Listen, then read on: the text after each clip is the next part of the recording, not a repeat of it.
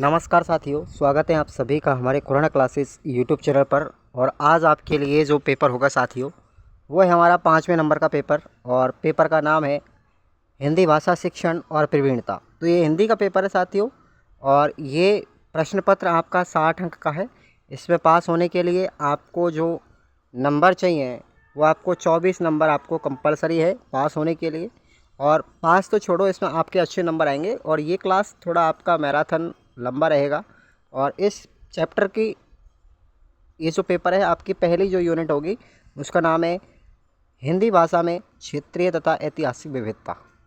तो चलिए शुरू करते हैं। एक बार चैनल को सब्सक्राइब करके रखेंगे आप लोग। और सबसे पहले हम बात करेंगे हिंदी के शाब्दिक अर्थ की। जीरो से पढ़ेंगे बिल्कुल विस्तार के लेवल तक। तो हिंदी जो है एक फ़ारसी शब्द है जिसका अर्थ होता है हिंद, या फिर भारत से संबंध रखने वाला। और ये शब्द जो है सिंधु से बना है। सिंधु नदी के आसपास के दक्षिणी क्षेत्र को हम सिंध कहते हैं। व्यापार के लिए ईरानी लोग भारत आते थे, और ईरानी जो भाषा है उसमें सैको है बोलते हैं। इसलिए वहाँ के जो निवासी थे वो सिंधु को हिंदू बोलते थे और सिंध को हिंद कहा करते थे। यह शब्द पूरे देश के लिए काम आया और भारत देश हिंद या फिर हिंदुस्तान कहलाया। हिंदी की जो प्रमुख भाषा है वो हिंदी भी या फिर हिंदी कहलाई। आपको पूरा गौर से पढ़ना है, धीरे धीरे मैं आपको पढ़ाऊँगा। 2 घंटे की आपकी मैराथन क्लास होगी, तो आप लोग पूरा दिल थाम करके बैठेंगे और पूरी क्लास को आप विज़िट करके जाएंगे पूरा। और इसके बाद आपको एक क्वेश्चन आंसर की भी एक क्लास में आपको मॉर्निंग के टाइम डालूंगा, उसको भी आप लोग ज़रूर देख करके जाएँ। हिंदी भाषा के हम उद्गम की अगर हम बात करते हैं तो हिंदी भाषा का मूल वैदिक संस्कृत से मिलता है। इसका विकास वैदिक काल से होता आ रहा है। हिंदी भाषा के मूल रूप का संबंध यूरोप एशिया चक्र के साथ माना जाता है। इस भाषा का संबंध यूरोप एशिया चक्र के साथ माना बताया गया है कि आर्य जाति के लोग जिस स्थान पर रहते थे, जिस भाषा का उपयोग करते थे, वही भाषा वैज्ञानिकों ने 2 वर्गों में डिवाइड की थी। और 2 भाषाएं कौन कौन सी है? यूरोप और एशिया चक्र का जो विभाजन किया गया था उसकी 2 भाषाएं, 2 वर्ग निकल कर के आए थे। पहला था कैंटुम वर्ग, जिसमें यूरोप की भाषाएं शामिल की गई थी, अंग्रेजी, यूनानी और फ्रेंच। ये कैंटुम वर्ग था। दूसरा जो था वो शतम वर्ग था, इसमें भारत और ईरान की भाषाओं का संबंध था। तो दोनों ध्यान रखना है। यूरोप एशिया चक्र में कौन से 2 वर्ग थे? एक तो कैंटुम वर्ग जिसमें अंग्रेजी, यूनानी, फ्रेंच थी, और दूसरा था शतम वर्ग, इसमें भारत की और ईरान की भाषा संबंधित थी। आगे बात करते हैं इस भाषा का विकास कैसे हुआ। हमने उद्भव की बात कर ली, अब हम विकास की बात करते हैं। तो विकास, प्राचीन काल के विकास की हम बात करते हैं। भाषा का प्राचीन कालीन इतिहास। भारतीय आर्य भाषा का प्राचीनतम रूप जो है ऋग्वेद में मिलता है। विद्वान इसी भाषा को वैदिक भाषा कहते हैं। ऐसा माना जाता है कि यह एक समय में जनसाधारण की भाषा रही होगी। वेद, उपनिषद, ब्राह्मण ग्रंथ में वैदिक संस्कृत का दर्शन मिलता है। मध्यकाल की अगर बात करते हैं, मध्यकाल में भाषा का विकास कैसे हुआ, तो इस काल में प्राकृत भाषा का उपयोग मिला है। प्राकृत भाषा में जो है प्राकृत भाषाओं में शौरसेनी प्राकृत, मागधी प्राकृत, अर्धमागधी प्राकृत का महत्व रहा है। अपभ्रंश भाषा का विकास ही हिंदी के विकास का तीसरा चरण माना जाता है। आधुनिक काल की अगर हम बात करते हैं तो अपभ्रंश भाषाओं के उपयोग से लेकर के या प्रयोग से लेकर के आज तक के काल को हिंदी के विकास का आधुनिक काल माना गया है। शुरू के समय के 1000 ईस्वी से आज तक के शौरसेनी अपभ्रंश की बोलियां भोजपुरी और खड़ी बोली हैं। इन्हीं बोलियों ने हिंदी के आधुनिक रूप को निखारा है और संवारा है। आधुनिक काल को भी विभाजित किया गया साथियों 1000 ईस्वी से लेकर के 1500 ईस्वी तक का समय, जिसमें पृथ्वीराज रासु ग्रंथ लिखा गया था, बीसलदेव रासु ग्रंथ है, खुमान रासु ग्रंथ, ये जो आदि काव्य है इनकी रचना की गई थी और इसमें आधुनिक हिंदी का उपयोग किया गया था। वही अगर हम बात करते हैं 1500 से लेकर के 1800 ईस्वी के मध्य में, तो इस काल के अपभ्रंश का प्रयोग बंद हो गया और ब्रज अवधि और खड़ी बोली में निखार आ गया। कृष्ण भक्ति के साथ साथ ब्रज भाषा का प्रयोग भी बढ़ा था, जिसमें सूरदास, नंददास, रसखान ने अपनी रचनाएं लिखी थी। रीतिकालीन कवि जो थे बिहारी, मतीराम और केशव आदि ने अलंकार युक्त भाषा का उपयोग किया था। 1800 ईस्वी से लेकर के वर्तमान तक की अगर हम बात करते हैं तो इसी काल में खड़ी बोली के विकास का काल माना जाता है। और यही खड़ी बोली हिंदी भाषा है जो समूचे देश की आज राष्ट्रभाषा कहलाती है। तो ये आपने हिंदी के विकास के चरणों को पढ़ा है कि हिंदी का विकास किस तरीके से हुआ था, किन किन काल में हुआ था, किस स्टेप में हुआ था, वो सारा मैंने आपको बताया है ना। और अब हम बात करते हैं भाषा क्या है। भाषा क्या है? What is language? भाषा भाव, विचार और अनुभवों को व्यक्त करने का एक सांकेतिक साधन है। अगर हम शास्त्रीय अर्थ में बात करें तो विचारों की अभिव्यक्ति के लिए किसी समाज के द्वारा स्वीकृत ध्वनि संकेतों का व्यवहार ही क्या कहलाती है? भाषा कहलाती है। ध्यान रखेंगे आप लोग इसको। भाषा के कार्य को हम देखते हैं तो अपने काम में व्यस्त रखना। खेल का अगर बात करें तो खेल में बालक जो है शब्दों को खेलते हैं और समझाना और जीवन को बताना, ये भाषा के कार्य है सारे के सारे। ठीक है। और भाषा जो है इसकी विशेषताओं की अगर हम बात करते हैं तो विचारों तथा भावों का स्थानांतरित करती है। मानव इससे पीढ़ी दर पीढ़ी जुड़ता रहता है, ज्ञान संचरण और प्रसार करता है। ठीक है। भाषा ध्वनि के माध्यम से मूर्त रूप ले लेती है और वातावरण अनुकूल कर लेती है और समायोजन शक्ति का भी भाषा से विकास होता है। तो ये भाषा की विशेषताएं आपको याद करके रखनी है। आगे बात करते हैं, बोली क्या है? बोली क्या है? बोली किसी क्षेत्र विशेष में उपयोग लाई जाने वाली बोलचाल की जो भाषा है वो बोली कहलाती है। बोली का सीमित रूप और क्षेत्र भी सीमित होता है। हिंदी भाषा के अंतर्गत मानी गई कुछ 5 उपबोलियाँ। देखो हिंदी भाषा में 5 उपबोलियाँ कौन कौन सी हैं? ठीक है, ये आप लोग राजस्थान के अंतर्गत पढ़ते हैं, राजस्थान जी के में राजस्थानी भाषा साहित्य में भी आप लोग पढ़ेंगे, तो वही हिंदी है हमारी। तो पश्चिमी हिंदी की अगर हम बात करते हैं इसमें खड़ी बोली हरियाणवी ब्रज भाषा का उपयोग होता है। और पूर्वी हिंदी की बात करें तो इसमें अर्धमागधी शौरसेन से इसका विकास माना जाता है। बिहारी की बात करते हैं इसमें मागधी और अपभ्रंश से विकसित है ये। राजस्थानी है चौथा और 5वीं कौन सी है? पहाड़ी है। तो ये आपकी 5 उपबोलियाँ हैं हिंदी के अंदर। और राजस्थान की प्रमुख बोलियों की अगर हम बात करते हैं तो उसमें पहले आती है मारवाड़ी। कौन सी है? मारवाड़ी, जो जोधपुर के आसपास के क्षेत्र में बोली जाती है। और मारवाड़ी की जो उपबोलियाँ हैं उसमें माहेश्वरी, बीकानेरी, नागौरी और गोड़वाड़ी आदि उपबोलियाँ हैं इसकी। मेवाड़ी की बात करते हैं तो ये मेवाड़ के क्षेत्र के आसपास बोली जाती है, जिसमें उदयपुर, भीलवाड़ा, डूंगरपुर, चित्तौड़गढ़ आदि जिले आते हैं। ढूंढाड़ी जो क्षेत्र है उसमें ढूंढाड़ी भाषा बोली जाती है ढूंढाड़ प्रदेश में, जिसमें जयपुर, दौसा, अजमेर, किशनगढ़, टोंक आदि जिले शामिल किए जाते हैं। और संत साहित्य भी ढूंढाड़ी भाषा में लिखा गया था। उसके बाद है हाड़ौती। हाड़ौती जो क्षेत्र है कोटा, बूंदी, बारा, झालावाड़, ये जो जिले आते हैं इनमें हाड़ौती बोली जाती है। और मेवाती जो है इसमें मेवात क्षेत्र आता है, अलवर और भरतपुर का। अलवर और भरतपुर दो जिले ऐसे हैं जो मेवात के अंतर आते हैं। बागड़ी की अगर हम बात करते हैं वहीं तो बागड़ी भाषा है ये डूंगरपुर, बांसवाड़ा जिले में बोली जाती है, बागड़ क्षेत्र के अंदर। और मालवी जो भाषा है यह इंदौर, भोपाल, राजस्थान के मेवाड़ के कुछ भाग में मालवी बोली जाती है। तो राजस्थान की मैंने आपको बोलियाँ बताई, उनके क्षेत्र बताए हैं, उनकी उपबोलियाँ बताई हैं, तो ये आप लोगों को याद करके जाना है। आगे बात करते हैं हम मानकीकरण की। मानकीकरण से क्या आशय है ना, और इसकी प्रक्रिया क्या होती है?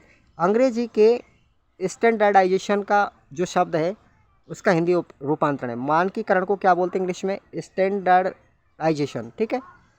इस भाषा के विविध स्तरों पर पाई जाने वाली विषमता को दूर करके समरूपता लाने का प्रयास कौन करता है? मानकीकरण।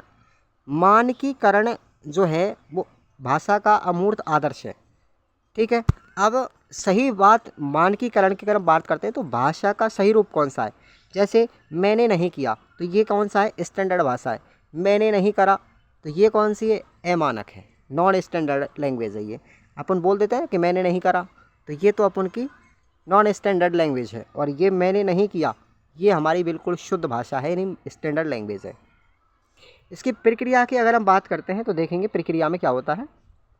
ध्वनियों के विषय उच्चारण के स्थान पर समरूप उच्चारण निर्धारित करना, वर्तनी के नियमों को स्पष्ट करके एक ही रीति को मान्यता देना और वाक्य के स्तर पर विविधता के व्यवहार को निषेध करना, ये इसकी प्रक्रिया होती है। इस प्रकार हम कह सकते हैं कि हजारी प्रसाद द्विवेदी, महावीर प्रसाद द्विवेदी आदि ने हिंदी के मानक रूप को विकसित किया था। ठीक है। इनकी जो कविता, इनके उपन्यास, इनकी जो रचनाएं की गई थी वो मानक भाषा में लिखी गई थी। ठीक है। तो ये अपन की यूनिट नंबर 1 कंप्लीट होती है साथियों। अब इसके बाद हम बात करते हैं यूनिट नंबर 2 की।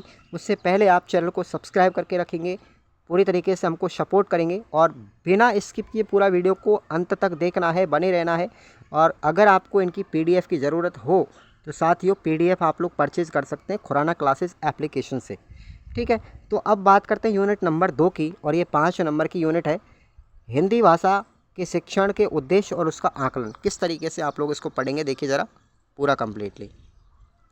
अब बात करते हैं सबसे पहले हिंदी भाषा शिक्षण के मूल उद्देश्य।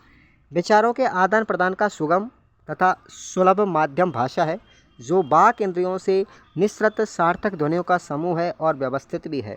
विचारों को दूसरों के लिए व्यक्त करना, प्रदान करना है तो दूसरों के विचारों को ग्रहण करके समझना। तो देखो, अगर हम दूसरे के विचारों को दूसरों के लिए अपने विचार व्यक्त कर रहे हैं तो वो है अभिव्यक्ति, और दूसरों के विचारों को ग्रहण करके समझ रहे हैं वो होता है ग्रहण करना। ठीक है, अर्थात विचारों के आदान प्रदान के लिए मनुष्य निम्न 4 प्रकार की क्रियाएं करता है। कौन कौन सी? एक तो होता है सुनना यानी लिसनिंग, और बोलना स्पीकिंग, रीडिंग यानी पढ़ना, और ये कौन सा है? लिखना यानी राइटिंग। तो ये आप लोगों ने LSRW ये आप लोगों ने पढ़ा होगा। मौर्य मॉन्टेसरी के अनुसार अभिव्यक्ति को प्रदर्शित करने के जो क्रियाओं का क्रम है ना, वो आप लोगों ने पढ़ा होगा। ठीक है, तो आदान में कौन कौन सी आती हैं? आदान का मतलब होता है साथियों सुनना व पढ़ना। इसमें 2 क्रियाएं आती हैं। आदान में 2 क्रिया आती हैं, सुनना व पढ़ना। आदान का मतलब ग्रहण करना, और प्रदान के अंतर्गत 2 आते हैं, बोलना और लिखना। ये 2 क्रियाएं आती हैं। प्रदान का मतलब दूसरे को देना, अपनी अभिव्यक्ति प्रदर्शित करना। भाषा के मूल उद्देश्यों की बात करते हैं तो मूल उद्देश्य अपने 4 ही हैं।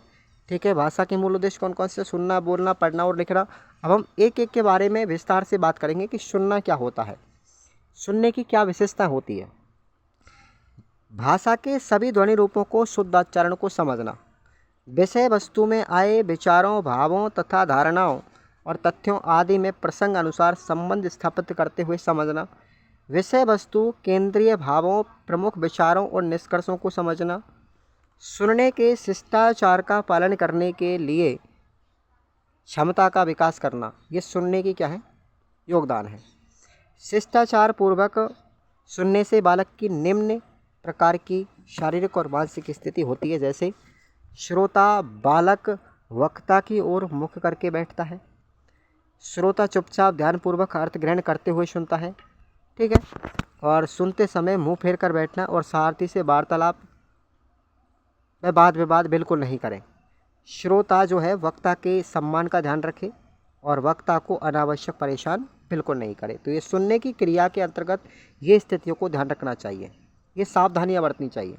अब हम बात करते हैं बोलना। ठीक है, यानी स्पीकिंग। शुद्धता, स्पष्टता, उतार चढ़ाव व उचित हाव भाव का निर्वाह करते हुए समूह में अथवा अलग से सहज रूप में प्रभावी ढंग से बोलने की क्षमता को रखना। परिचित विषय, घटना, परिस्थिति का अपने ढंग से वर्णन या विवरण करने की क्षमता का विकास करना। समय समय पर प्रसंग अनुसार बोलने के शिष्टाचार का पालन करते हुए मौखिक रूप से तर्कपूर्ण विचार प्रकट करने की क्षमता का विकास करना। अभिनय अथवा भूमिका निर्वाह करते हुए पात्र अनुसार संवाद बोलने के कौशल का विकास करना। तो ये क्या थे? हमारे बोलने की विशेषताएं थी। ठीक है, इनसे होने वाली लाभ। अब हम बात करते हैं पढ़ना। पढ़ना क्या है? पढ़ने से क्या क्या फ़ायदा होता है? भाषा तत्वों का प्रसंग अनुसार विश्लेषण करते हुए समझना, विषय वस्तु में आए विचारों, भावों, धारणाओं तथा तथ्यों आदि में प्रसंग अनुसार संबंध स्थापित करते हुए समझना, विषय वस्तु के सारांश, केंद्रीय भावों और निष्कर्षों को समझना, बाल शब्दकोश को समझने की क्षमता का विकास करना, स्तर अनुकूल पाठ्येतर कहानियाँ, सचित्र पुस्तकें आदि साहित्य को समझकर पढ़ने की क्षमता का विकास करना। और अंत में चौथा जो कौशल है वो कौन सा है? लिखना। अक्षरों तथा शब्दों को सही आकार, उचित क्रम, पर्याप्त अंतर को समझते हुए लिखने की क्षमता का विकास करना। देखकर और सुनकर सुस्पष्ट, सुंदर और शुद्ध रूप में उचित विराम चिन्हों का ध्यान रखते हुए लिखने की क्षमता का विकास करना। सरल प्रारूपों, प्रार्थना पत्रों, निबंध, वर्णन, विवरण आदि को सरल अनुच्छेदों में रचना करते हुए लिखने की क्षमता का विकास करना। मौलिक रूप से तथा तर्कपूर्ण ढंग से सरल वर्णन, विवरण, निबंध, प्रश्नोत्तर, सारांश, कहानी, कविता आदि को लिखने की क्षमता का विकास करना। तो ये क्या हमारे पढ़ने के कौशल को विकसित करने का तरीका है ये। अब हिंदी भाषा शिक्षण का महत्व क्या है देखेंगे। राजस्थान में हिंदी भाषा अध्ययन का माध्यम है। इस दृष्टि से बच्चों को हिंदी का ज्ञान कराना अति आवश्यक है। यदि बच्चे का अधिकार भाषा पर नहीं हो तो वह ज्ञान के अन्य क्षेत्रों में भी प्रगति नहीं कर पाएगा। भाषा ही चिंतन का आधार होती है। अब देखेंगे यहाँ पर भाषा से क्या क्या विकसित होता है। तो व्यक्तित्व का संपूर्ण विकास होता है। बच्चा प्राय भाषा अपने परिवार से, आस पड़ोस से, स्कूल के भीतर से सीखता है, इसलिए वह अच्छे और प्रभावी ढंग से अपनी बात कह पाता है, समझ पाता है।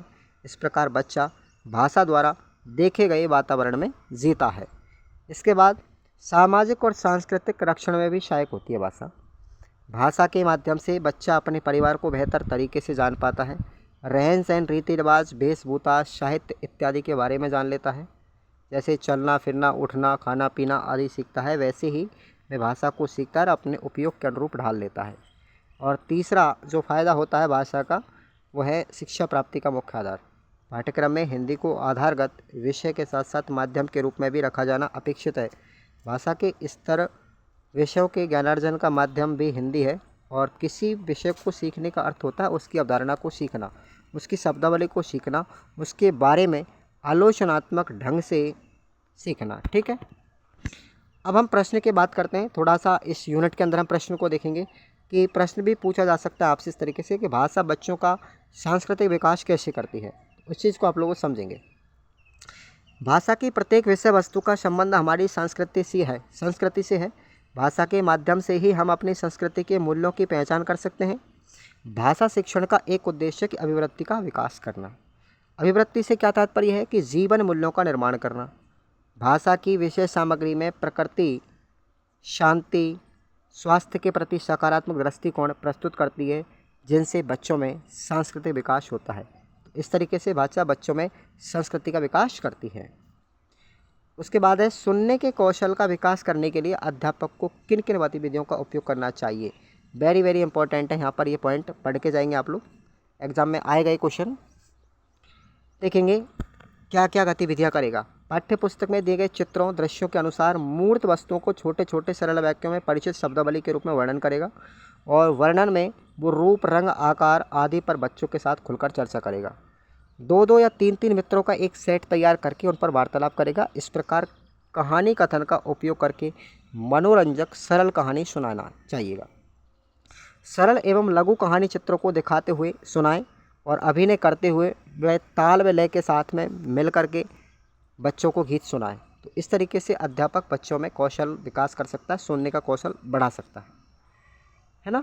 और देखिए इसी में ध्वनि विभेदीकरण के लिए अपप्राण, महाप्राण, घोष, अघोष ध्वनियों को स्पष्ट बोल करके अभ्यास करा सकता है। कविता का उचित आरोह अवरोह लय ताल के साथ आदर्श वाचन करा करके या सामूहिक अनुकरण वाचन करवाए। कक्षा में जब भी वो मिले तो बार बार उनका अभ्यास करवाए। समय समय पर बच्चों को श्रुति लेख करवाए। ठीक है, एक बार पूरे गद्यांश को पढ़कर सुनाए, उसके बाद दो दो तीन तीन शब्दों को एक साथ बोल करके या 3 बार दोहराएं, ताकि बच्चों को अच्छे ढंग से सुनाई जा सके, बच्चे अच्छे तरीके से सुन करके लिख सकें। परिचित विषय घटना का अध्यापक स्वभावक कथन करें और बच्चे उसको ध्यानपूर्वक सुनें। तो सुनने के कौशल को विकसित कर सकता है। अगर आपसे पूछा जाए कि बोलने के कौशल को किस तरीके से विकसित करेंगे एक बच्चे के अंदर, तो अध्यापक का क्या काम होता है बोलने के कौशल को। ये प्रश्न बहुत इंपॉर्टेंट है। इन चारों प्रश्नों में से एक प्रश्न आपका जरूर आएगा। तो देखो कैसे करेंगे। बच्चों के साथ अनौपचारिक वातावरण में उनकी अपनी भाषा में बातचीत करें। पाठ्य पुस्तक के आरंभिक पृष्ठों में जो चित्र दिखाए गए हैं उन पर वार्तालाप करें। चित्रों को दिखाकर छोटे छोटे बच्चों से प्रश्न पूछें और बालकों को बोलने का अवसर दें। हो सके तो उन्हें सकारात्मक पुनर्वलन के लिए भी प्रेरित करें। परिचित मूर्त वस्तुओं, चित्रों को लेकर बच्चों से बातचीत करेंगे। छोटे छोटे वाक्यों के अभ्यास से बच्चों में बोलने की प्रेरणा मिलती है ना। तो ये काम आप लोग को करेंगे भाई। अब पठन के कौशल के विकास करने के लिए एक अध्यापक क्या काम करेगा। देखो, चित्रों के पठन से शब्दों के पठन पर जोर दें। एक एक वस्तु का चित्र दिखाएं, फिर उनसे उनके नाम को लिखवाकर उनसे पढ़ने के लिए कहें। जैसे आम, गाय, बकरी, ऊँट इत्यादि के चित्रों को दिखाएं और नीचे जो शब्द लिखा है उसको पढ़ाने का अभ्यास करवाएं। शब्द पठन के पश्चात वाक्य पठन पर जोर दें और पठन की प्रक्रिया छोटे छोटे और सरल वाक्यों से आरंभ करनी चाहिए। अर्थ सहित वाक्य पठन करने की योग्यता विकसित करने के लिए अभ्यास करवाना चाहिए, है ना। प्रसंग अनुसार पूर्व संबंध स्थापित करते हुए पठन कराना चाहिए। पठन शिक्षण में सहस्वर वाचन और संवेद वाचन को भी ध्यान में रखना है। ठीक है। आदर्श वाचन को ध्यान में रखना है। मौन वाचन भी सम्मिलित होना चाहिए। और सहस्वर वाचन के अभ्यास के बाद पठन की अंतिम स्थिति मौन वाचन है, जिसमें बच्चा स्वयं अभ्यास करता है, खुद स्व अध्ययन करता है। अतिरिक्त या पूरक सामग्री को मौन वाचन करवाएं, उसके पश्चात उस पर चर्चा करें। अब लेखन कौशल के विकसित करने के लिए कौन कौन सी क्रियाविधि करेगा एक अध्यापक। देखो, छोटी कक्षाओं में वर्णों के विकास पर ध्यान देंगे। 2 लाइन की कॉपियों में बिंदु रेखित वर्णों पर पेंसिल से अभ्यास करवाएं। आवश्यक उनमें सुधार भी करवाएं, संशोधन करवाएं। छोटे छोटे प्रश्नों के उत्तर लिखने का अभ्यास कराएं। कक्षा 3 के बाद में सुलेख का अभ्यास करवाएं। प्रत्येक बच्चे की सुलेख की कॉपी में अध्यापक स्वयं क्या करेगा, एक वाक्य लिखेगा। उसके पश्चात बच्चे को लिखने के लिए कहेंगे। अनुलेख, श्रुतलेख, प्रतिलेख आदि का अभ्यास कराएंगे। लिखने के लिए बैठने की व्यवस्था करेंगे, प्रकाश की व्यवस्था करेंगे, वर्ण लेखन के चरणों को समझाएंगे, शिरोरेख, वर्ण और शब्दों के मध्य में बीच अंतर को समझाएंगे बच्चों को, और वर्णों का सही और समान आकार पर ध्यान देंगे। अध्यापक लिखने के कौशल को कराने से पहले श्यामपट्ट पर लिख करके उन बच्चों से करवाना चाहिए। ये लिखने के कौशल को विकसित करने के तरीके। अब हम बात करते हैं थोड़ा सा आकलन के बारे में। देखो, आकलन क्या होता है। आकलन शिक्षण प्रक्रिया का एक अभिन्न अंग है। आकलन का उद्देश्य है सभी बच्चों के सीखने को प्रेरित करना, सीखने का एक प्रोत्साहन देकर के एक माहौल देना, प्रत्येक बच्चे की क्षमता, उम्र और स्तर को भी ध्यान में रखते हुए उसे एक निश्चित स्तर तक पहुंचने में मदद करना। इस उद्देश्य को पूरा करने के लिए आकलन को सीखने के साधन के रूप में देखना होगा, न कि सीखे गए ज्ञान की जांच करने के उपकरण के रूप में। बच्चे ने कितना सीखा है या नहीं, अगर नहीं सीखा है, कितना सीखा है, ये मात्र जांच लेना आकलन नहीं है। वास्तव में उस कैसे सीख रहे हैं, क्या नहीं सीख पा रहे हैं और क्यों नहीं सीख पा रहे हैं, सीखने के कौन से तरीकों से उसे आनंद मिलता है, ये सब जानना आकलन की प्रक्रिया का हिस्सा है। इसलिए आकलन को इसे सीखने सिखाने की प्रक्रिया के रूप में देखना चाहिए। तो ये पॉइंट वेरी इंपॉर्टेंट रहेगा इसका, है ना भाई। अब भाषा के संदर्भ में आकलन के 3 उद्देश्य हैं। कौन कौन से। पहला उद्देश्य है बच्चों की भाषाई समझ का आकलन करना, विभिन्न संदर्भों में भाषा का उपयुक्त इस्तेमाल करने के कौशलों का आकलन करना, भाषा की सौंदर्य को सराहा पाने की क्षमता का आकलन करना। तो ये आप लोगों का कंप्लीट होता है सेकंड यूनिट। और अब हम बात करेंगे यूनिट नंबर 3 की, जिसका नाम है मौखिक अभिव्यक्ति।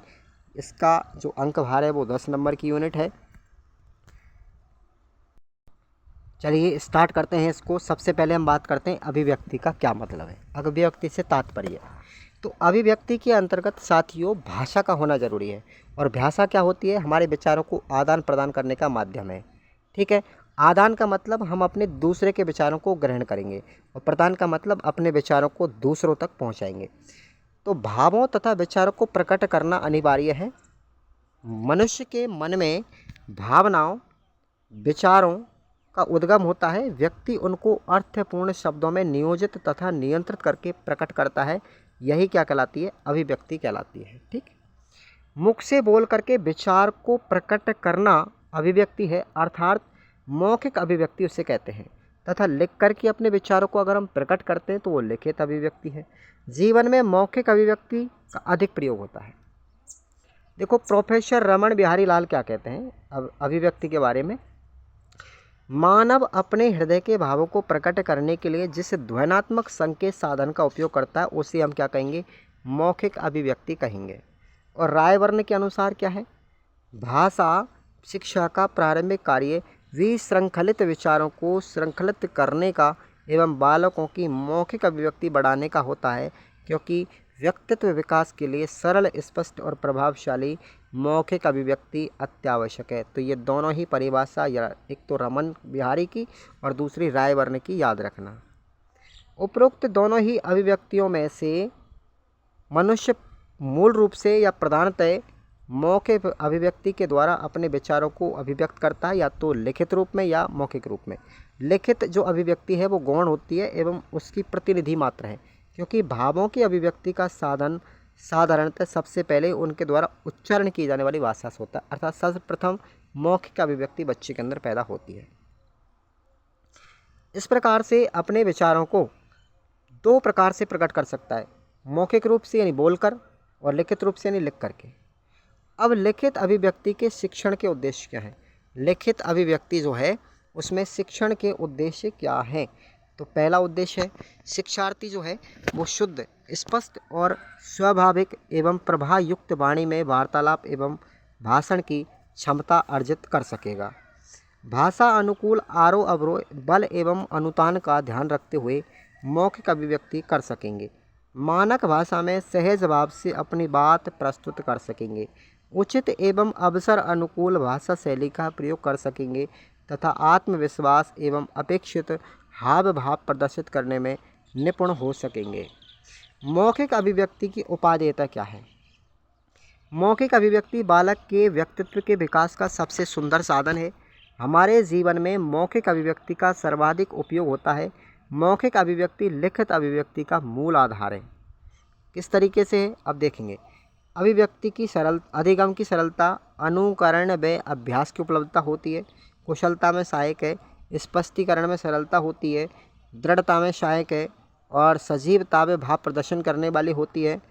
विचार, भाव और आत्म प्रकाशन के लिए पर्याप्त अवसर भी देती है और वार्तालाप भाषण में कुशलता की संप्राप्ति किससे होती है? मौखिक अभिव्यक्ति से होती है। अब मौखिक अभिव्यक्ति के पहलू कौन कौन से हैं? पहला पहलू है अनुभव विस्तार। बालक का जितना अधिक अनुभव होगा वह अभिव्यक्ति वैसे ही आत्मविश्वास के साथ करेगा। अनुभव विस्तार के लिए आवश्यक है कि उसकी प्रत्येक जिज्ञासा को समुचित जानकारी देकर के संतुष्ट किया जाए।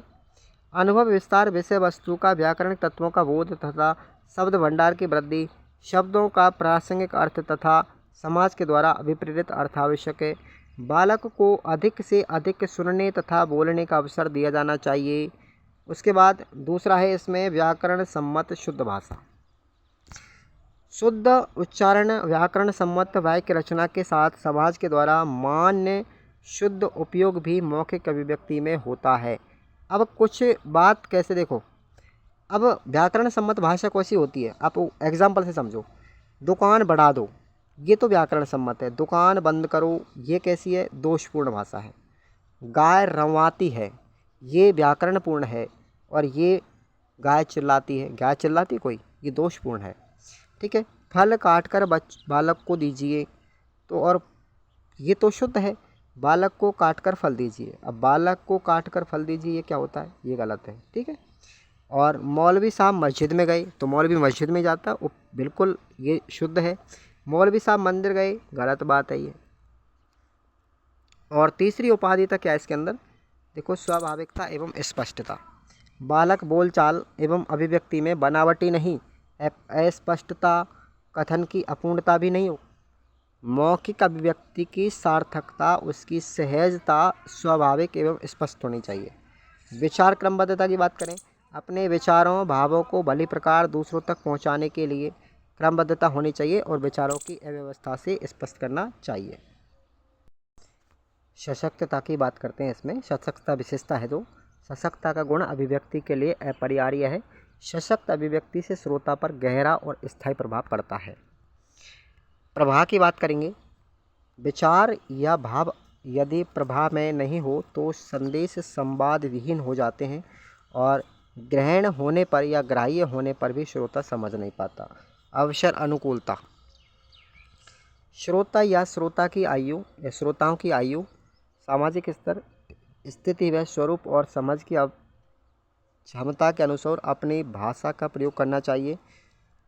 हर्ष, शोक, आवेश आदि का प्रयोग प्रसंग के अनुसार करना चाहिए। प्रभाव उत्पादकता। मौखिक अभिव्यक्ति का मुख्य उद्देश्य है कि वक्ता श्रोता तक अपने संदेश या सूचना को प्रभावी ढंग से और शीघ्रता से पहुंचाएं, इसलिए अभिव्यक्ति में प्रभाव उत्पादकता होनी चाहिए।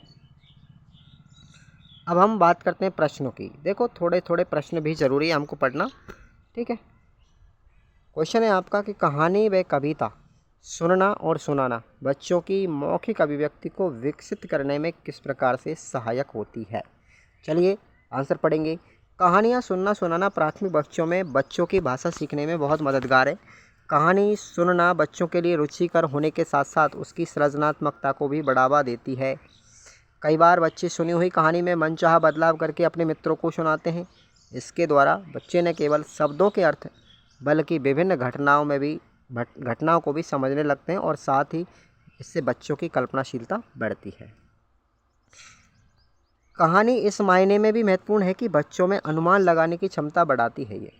जब कभी बच्चा कहानी सुन रहे होते हैं तो उनकी जिज्ञासा लगातार बनी रहती है और आगे क्या होगा वे अपने स्तर पर अनुमान लगाते रहते हैं और समय के साथ उनके अनुमान और भी ज़्यादा सटीक होने लगते हैं।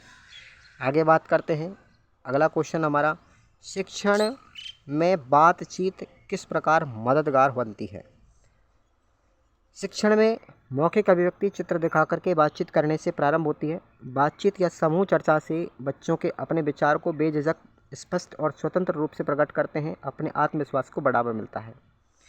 औपचारिक रूप से बातचीत के माध्यम से बालक बोलने के सही तरीकों को समझता है। बालक विचारों भावों के अनुकूल सही शब्दों का चयन करता है।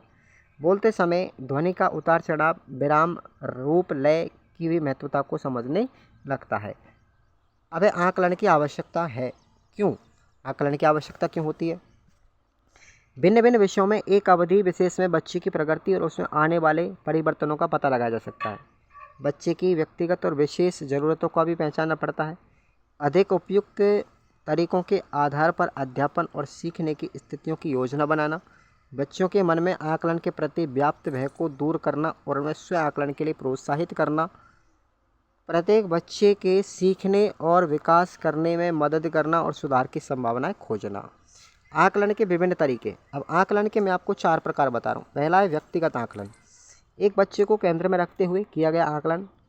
जब वह कोई गतिविधि करता है और उसे पूर्ण करता है तो वह व्यक्तिगत आकलन है। दूसरा है सामूहिक आकलन। किसी कार्य को पूर्ण करने के उद्देश्य से बच्चों के द्वारा सामूहिक रूप से कार्य करते समय सीखने और प्रगति का आकलन करना सामूहिक आकलन है। आकलन का यह तरीका बहुत उपयोगी और आसान भी है। स्वयं आकलन। बच्चे के द्वारा स्वयं के सीखने, ज्ञान, कौशल, प्रक्रियाओं, रुचि, व्यवहार आदि में प्रगति के स्वयं आकलन से संबंधित है और सहपाठियों के द्वारा भी आकलन किया जा सकता है। एक बच्चे के द्वारा समूह के दूसरे बच्चे का आकलन, इससे 2 बच्चों की जोड़ी या समूह में करवाया जा सकता है। अब हम बात करते हैं हमारी अगली यूनिट जो है वो है यूनिट नंबर 4। इसका नाम है पढ़ना सीखना। ठीक है, 12 नंबर की है यूनिट। अब हम इसकी बात करते हैं। सबसे पहले पठन का अर्थ क्या है, पढ़ने का मतलब क्या है। भाषाई कौशल जो हैं, सुनना, बोलना, पढ़ना, लिखना 4 हैं। भाषा के ये 4 कौशलों में पढ़ना महत्वपूर्ण प्रक्रिया है। इसमें बालक लिखित या मुद्रित पाठ्य जो सामग्री है, जैसे वर्ण, शब्द, वाक्य या कोई अनुच्छेद, ठीक है, से पढ़ता है और ज़ोर से बोल करके या मन में पढ़ करके उसका भाव प्रकट करता है। यदि बालक अनुच्छेद को पढ़ने के पश्चात भी उससे प्रश्न पूछने पर भी अपेक्षित उत्तर नहीं देता तो स्पष्ट है कि उसने अनुच्छेद का ठीक तरीके से वाचन ही नहीं किया। वाचन ही किया है, न कि पठन है। ठीक है, पढ़ाई उसको वाचा ही वाचा है, पढ़ा नहीं है। तो पठन क्या होता है फिर? किसी लिखित या मुद्रित पाठ्य वस्तु, भाषा या चित्र को देख करके उसके भाव या आशय को समझना पठन कहलाता है। पठन शिक्षण क्या है? पठन शिक्षण एक ऐसी प्रक्रिया है जिससे बालक सीखकर ही प्राप्त करता है।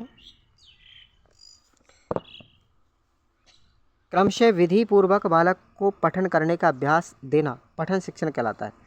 विदित है कि हिंदी भाषा में जैसा लिखा जाता है वैसा पढ़ा भी जाता है। अतः बालक पढ़ना जितना शुद्ध जान पाएगा उतना ही वो लेखन शुद्ध लिखेगा। पठन शिक्षण से आशा है कि बालक को वर्णमाला सिखाया जाए। अब हम बात करते हैं बालक के मस्तिष्क में 2 प्रकार के बिंब बनते हैं। वो कौन कौन से बिंब हैं साथियों? यहाँ पर मुख्य रूप से 3 बिंब है। यहाँ पर 3 बिंबों की बात करेंगे। पहला है दृष्टि बिंब, दूसरा है ध्वनि बिंब और तीसरा है भाव बिंब। दृष्टि बिंब क्या होता है कि कुछ दिन बाद जब वह गाय देखता है तो अचानक उसके मुख से गाय निकलता है। स्पष्ट है कि बालक के मस्तिष्क में गाय का एक दृष्टि बिंब स्पष्ट रूप से बन गया और इस दृष्टि बिंब बनाने के लिए दृष्टि का उपयोग होता है। शब्द को देखते ही उसको पहचान लेता है, ये शब्द बिंब का परिणाम है। दूसरा है ध्वनि बिंब। बालक जब अप्रत्यक्ष या अस्पष्ट गाय के खिलौने की ध्वनि की आवाज़ को सुनता है ठीक है, आवाज़ को सुनता है तो जब वह पहचानता है कि गाय बोल रही है ध्वनि मात्र से, यह भी क्या है, ध्वनि बिंब है। और भाव बिंब, कभी कभी बालक दृष्टि बिंब या ध्वनि बिंब के सहयोग से अपने आप मन ही मन में नए भावों तथा विचारों का चिंतन करने लगता है। यह क्या है, ध्वनि वो भाव बिंब है। ये कौन सा, भाव बिंब। तो ये दो मुख्य हैं और ये तीसरा एक्स्ट्रा मैंने आपको बताया। पढ़ने सीखने के उपागम कौन कौन से हैं? सबसे पहले उपागम मतलब विधियाँ कौन कौन सी है। वर्ण विधि के द्वारा भी हम पढ़ना सीख सकते हैं। कैसे, इस विधि के अंतर्गत वर्णों की सीधे पहचान कराई जाती है, जैसे ए आ ई आदि स्वर है तथा क ख ग घ, इन व्यंजनों के लिखित रूप की पहचान करना और उन्हें उनकी ध्वनि के साथ संबंधित कराना। इसके लिए लकड़ी या किसी धातु के बने हुए वर्णों की सहायता भी ली जा सकती है और इस विधि में वर्णमाला पर विशेष बल दिया जाता है। दूसरी है अपनी शब्द विधि। शब्द विधि से भी पढ़ना सीख सकते हैं। शब्द विधि में शब्दों पर बल दिया जाता है, शब्द के माध्यम से वर्ण सिखाए जाते हैं और अधिक शब्द बनाने की क्षमता वाले वर्णों को पहले पढ़ाया जाता है, पहले बताया जाता है और कम क्षमता वालों को बाद में पढ़ाया जाता है। इस विधि में वर्णों को वर्णमाला के क्रम से नहीं सिखाया जाता, परंतु वस्तु के परिचित नाम का प्रयोग ही वर्णबोध के लिए किया जाता है। अगली जो विधि हमारी वो है वाक्य विधि। यह विधि इस सिद्धांत पर आधारित है कि वाक्य ही भाषा की अर्थपूर्ण इकाई है, इसलिए वर्णों को सिखाने के लिए प्रारंभ में वाक्य प्रस्तुत करते हैं। उस वाक्य में इस प्रकार के शब्द होने चाहिए जिनके विश्लेषण से अपेक्षित वर्ण प्राप्त हो सके। इसके लिए अज्ञार्थक वाक्य उपयुक्त होते हैं क्योंकि वे लघुत्तम होते हैं, जैसे अमर, आ, घर, चल, छत पर चढ़, ये वाक्य हैं। इनके माध्यम से भी हम बच्चों को पढ़ा सकते हैं। उसके बाद में व्यावहारिक या फिर संयुक्त विधि। शिक्षण विधियां साधन है, साध्य नहीं है। इन सभी विधियों का उद्देश्य पूर्ण बोध कराना, उद्देश्य वर्ण बोध कराना होता है। इन विधियों का उद्देश्य क्या है, वर्णों का बोध कराना। सभी विधियों का उद्देश्य वर्ण बोध कराना है। प्रत्येक विधि की अपनी सीमाएं होती हैं, यानी दोष भी होते हैं और उनके गुण भी होते हैं। व्यावहारिक दृष्टि यह है कि विद्यार्थियों की आयु, रुचि, स्वभाव, समय और सामग्री की सीमा को देखते हुए उनमें से कोई दो या दो से अधिक विधियों को एक साथ उपयोग में लिया जाता है और एक ही समय पर उपयोग में लिया जाता है। अब हम बात करते हैं बच्चों के द्वारा पढ़ना सीखने के कौन कौन से चरण होते हैं। ठीक है, यहाँ पर सबसे पहले बात करें पठन से पहले की स्थिति। जब बच्चा घर से विद्यालय जाता है तब भले ही वह लिखने से अनभिज्ञ हो, मगर भाषा की मौखिक रूप से भली प्रकार से परिचित होता है। विद्यालय में प्रवेश से पहले बच्चे के पास सैकड़ों शब्द होते हैं जिनका वह अपने रोज़मर्रा के जीवन में विभिन्न संदर्भों के साथ उपयोग करता है। भाषा का यह मौखिक रूप बच्चा आमतौर पर अनुकरण से सीखता है, जैसे दादा, मामा, पापा, दूध आदि। इसमें बच्चे को स्कूल में पारिवारिक वातावरण का एहसास होगा और वह सहज रूप से पठन की तरफ अग्रसर भी हो जाएगा। उसके बाद में तीसरा है संक्रमण काल। ठीक है, ये तीसरा वाला संक्रमण काल है, तो ये पठन का प्रारंभिक चरण हो जाता है यहाँ से चालू। ठीक है साथियों, ये क्रम मैंने आपको बता रहा हूँ, ये क्रम है। तो दूसरा है पठन का प्रारंभिक चरण। पढ़ने का ये शुरुआती और महत्वपूर्ण चरण है जिसमें बच्चे यह सीख रहे होते हैं कि जिस तरह वे अपने आसपास की जगत को देखते हुए समझ रहे हैं और अर्थ ले रहे हैं, उसी तरीके से लिखित और छपी हुई सामग्री का भी अर्थ ढूंढते हैं। उसको देख करके या पढ़ करके अर्थ ग्रहण कर सकते हैं।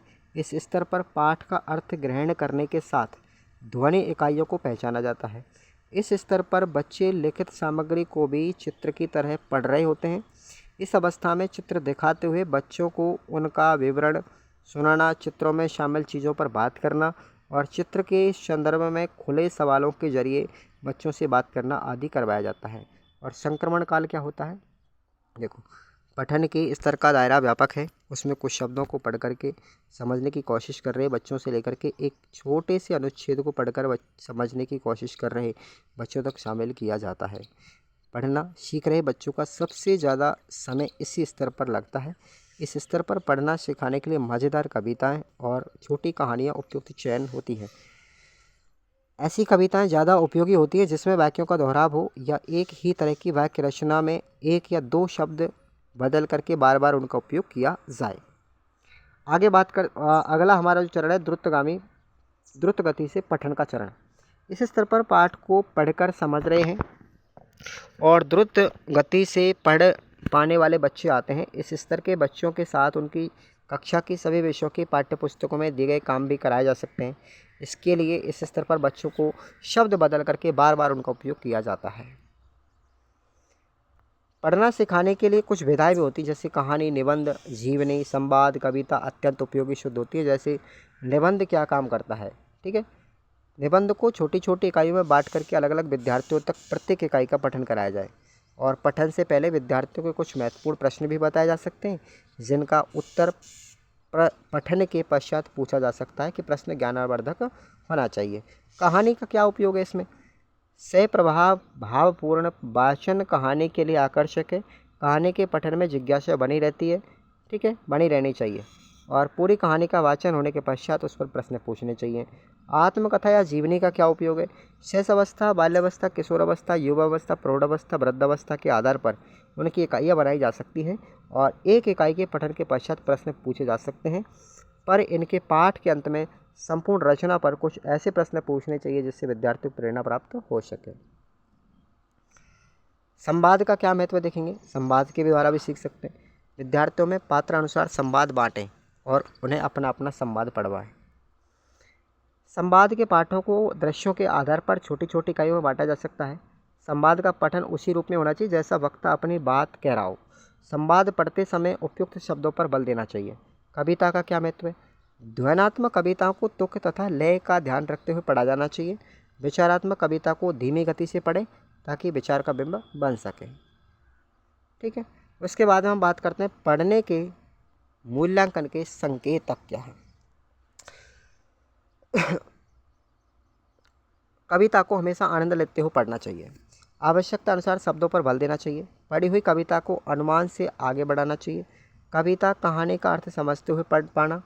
पढ़ी जा रही सामग्री में आए अपरिचित शब्दों का संदर्भ के आधार पर मतलब ढूंढना। पढ़ी गई सामग्री को अपनी तरह से प्रस्तुत कर पाना और परिवेश में उपलब्ध पठन सामग्री जैसे पोस्टर, विज्ञापन बोर्ड, सड़क संकेतों, स्कूल दुकानों के नाम, स्कूल पर लिखी गई इबारतों को पढ़ पाना। आइएगा अब हम बात करते हैं साथियों यहाँ पर पठन में अभिरुचि विकास करने के उपाय कौन कौन से हैं। पठन में अगर हम अभिरुचि विकसित करेंगे तो उसके उपाय कौन कौन से करेंगे। सबसे पहले हम बात करते हैं चित्र पठन की। प्रारंभ में चित्र पर वार्तालाप या चित्र आधारित कथन करेंगे बच्चे के साथ। कक्षा अलंकरण, कक्षा को अच्छे अच्छे चार्ट, चित्र, आदर्श वाक्य, श्लोक और श्रुतियों आदि से अलंकृत किया जाएगा। श्रव्य दृश्य साधनों की जैसे radio, record, tape recorder, graph, शामपट इत्यादि से सजावट करेंगे। पुस्तकालय और वाचनालय की व्यवस्था करेंगे। मौखिक कार्य के लिए बच्चों को वार्तालाप, प्रश्नोत्तर पूछेंगे और पठन सामग्री में कार्ड, मॉडल, पत्र, पत्रिका आदि रंगीन वस्तुएं उपलब्ध करवाएंगे। पाठ्य पुस्तक जो उपलब्ध करवाएंगे वो रंगीन चित्रों वाली होनी चाहिए, मोटे अक्षर और सुंदर कागज वाली होनी चाहिए। क्वेश्चन है आपका, पढ़ना एक एकाकी प्रक्रिया नहीं, उसमें कई प्रक्रियाएं शामिल हैं, किस तरीके से समझाइए। तो देखो, पढ़ना एकाकी प्रक्रिया नहीं, उसमें कई प्रकार की प्रक्रियाएं शामिल होती है। पढ़ते वक्त भाषा के उपयोग से जुड़े 3 तरह के संकेत हमारे ध्यान में आते हैं। पहला है अक्षरों की आकृति और उनसे जुड़ी ध्वनियाँ भी सम्मिलित होनी चाहिए। शब्दों के अर्थ भी उचित होने चाहिए और वाक्य विन्यास जैसे प्राय में विशेषण का संज्ञा से पहले आना। तो व्याकरण संबंधी सम्मत भी होना चाहिए वाक्य। भाषा का इस्तेमाल करते करते हम इन 3 तरह के संकेतों से जुड़ी अपेक्षाओं के आदी हो जाते हैं। ये अपेक्षा ही अनुमान या भविष्यवाणी के आधार पर छपी हुई सामग्री का वह अंश पूरा करने में हमारी मदद करती है। अगली जो हमारी यूनिट आती है, यूनिट नंबर 5, जिसका नाम है लिखना सीखना। राइटिंग पर बात करेंगे। राइटिंग उच्चारित ध्वनियों को प्रत्येक चिन्हों के रूप में व्यक्त करना लिखना है। भाषा प्रत्येक चिन्ह सही सार्थक होना चाहिए। अब लेखन के विकास के चरण कौन कौन से हैं। पहला चरण है लिखने से पहले का। बच्चा अपनी प्रारंभिक अवस्था में, देखिएगा, बच्चा अपनी प्रारंभिक अवस्था में लेखन की प्रक्रिया से बिल्कुल अनजान होता है। उसे किसी प्रकार के कौशल का ज्ञान नहीं होता। बच्चे बेतरतीब से लकीरें, गोले आदि बनाते हैं। इसी लिखावट में बच्चे जहां मन करें वहाँ अपनी मन की बातें, कल्पनाओं को उतार देते हैं।